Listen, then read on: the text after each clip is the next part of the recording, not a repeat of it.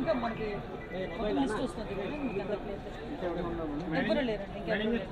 దేవస్థానం అధికారులు నిర్లక్ష్యమే, ఎందుకంటే ఒకసారి అంతమంది భక్తులు వస్తారని చెప్పి సరైన ప్రికాషన్స్ తీసుకోలేదు. నేను ప్రికాషన్స్ విషయంలో ఒక 2 days బ్యాక్ 3 days బ్యాక్ అంటే ఈ క్యూ లైన్లు మొత్తం ఆ క్యూ లైన్లు అన్నీ మేము చెక్ చేసుకోవడం జరిగింది.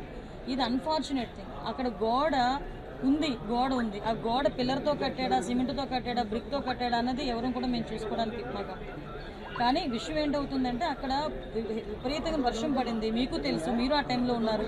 నేను కూడా వర్షంలో తడుచుకుని దర్శనం చేసుకుని వచ్చాను. నేనే కాదు, పట్టు వస్త్రాలు సమర్పించడానికి వచ్చిన రెవెన్యూ మినిస్టర్ గారు కూడా వర్షంలో తడుచుకుని వెళ్ళారు, భారీ వర్షంలో తడుచుకుని వెళ్ళాము. ఈ వర్షం నేను దర్శనం చేసుకుని బయటకు వచ్చాను, ఇలా ఇన్ఫర్మేషన్ వచ్చింది గోడ కూలిందని. 1 or 2 ఇంజురీస్ అన్నారు. అయినప్పటికీ కూడా నేను వచ్చి చూస్తానని చెప్పి నేను పుట్అవుట్ని వచ్చాను. అప్పటి నుంచి ఇప్పటి వరకు మేము ఇక్కడే ఉండడం జరిగింది.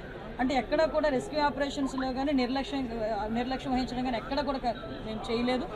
ఇమీడియట్గా క్షతగాతులు ఎవరైతే ఉన్నారో వాళ్ళందరినీ కూడా హాస్పిటల్కి తీసుకెళ్ళి మేము పంపించడం జరిగింది.